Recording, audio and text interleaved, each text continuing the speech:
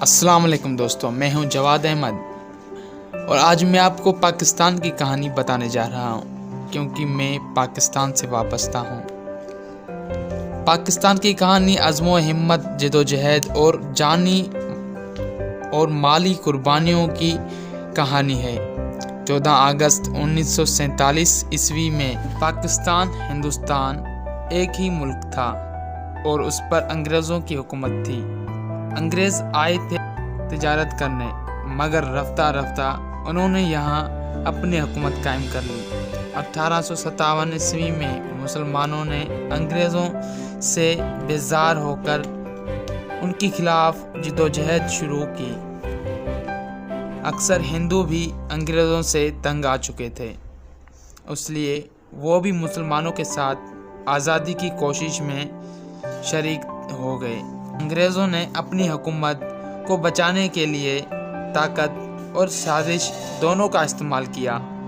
مسلمانوں کو اس وقت کوئی ایسا رہنما نہ مل سکا جو ان کو ایک جھنڈے کے تلے اکٹھا کرتا، اور نہ ہی ان کے پاس نئی قسم کی ہتھیاریں تھیں۔ اس لیے وہ آزادی کے اس جنگ میں کامیاب نہ ہو سکے۔ جنگ آزادی کے بعد انگریزوں نے ہندوؤں کو اپنے ساتھ ملایا اور ان کو اعلیٰ عہدے دیے، اور مسلمانوں کو باغی اور غدار ٹھہرا کر طرح طرح سے ستانا شروع کیا۔ ہزاروں مسلمانوں کو پھانسی پر لٹکایا اور ان کی جائیدادیں ضبط کیں۔ ایسی نازک وقت میں سر سید احمد خان نے اس ظلم کے خلاف آواز اٹھائی اور لڑنے کی بجائے ان کے قریب آ کر مسلمانوں کے خلاف انگریزوں کی بدگمانی دور کرنے کی کوشش کی۔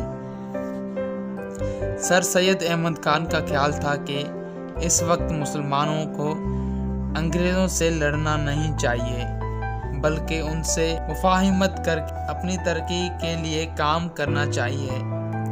انہوں نے مسلمانوں کی تعلیم کے لیے ایک بڑا مدارس قائم کیا جو ترقی کر کے یونیورسٹی بن گیا، اور مسلم یونیورسٹی علی گڑھ کے نام سے مشہور ہوا۔ 1850 عیسوی میں ہندوستان کے لوگوں کو مناسب حقوق دلانے کے لیے ایک انگریز لارڈ ہیوم نے انڈین نیشنل کانگریس کے نام سے ایک جماعت بنائی۔ اس جماعت میں ہندو اور مسلمان دونوں شامل ہو گئے۔ کانگریس کے رہنما زیادہ تر ہندو تھے، انہیں ہندوؤں کی فائدے کا زیادہ خیال تھا، اس لیے مسلمان ناراض ہو گئے۔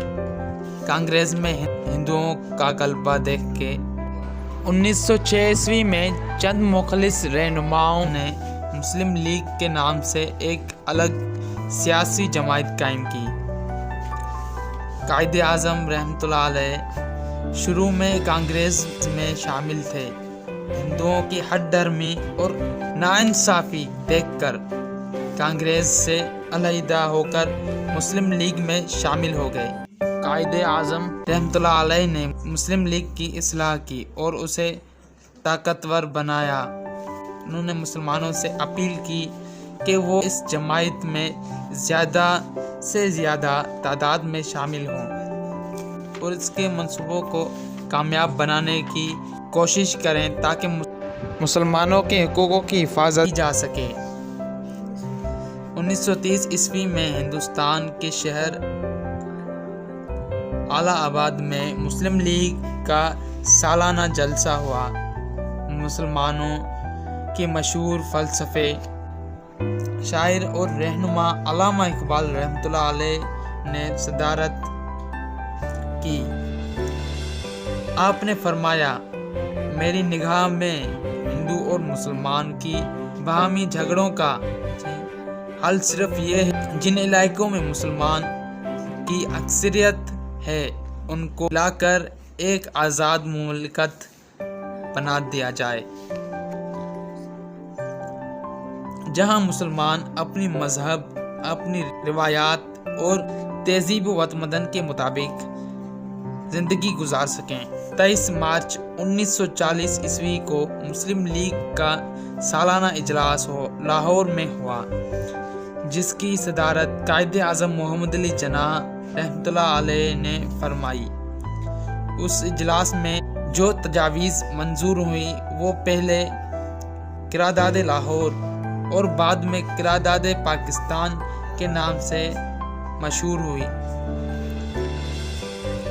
اس قرارداد میں علامہ اقبال رحمۃ اللہ علیہ کی تجویز کو ایک عملی صورت میں پیش کیا گیا اور ہندوستان میں مسلمانوں کی اکثریت والے علاقوں کو ہندوستان سے الگ ملک بنانے کا مطالبہ کیا گیا۔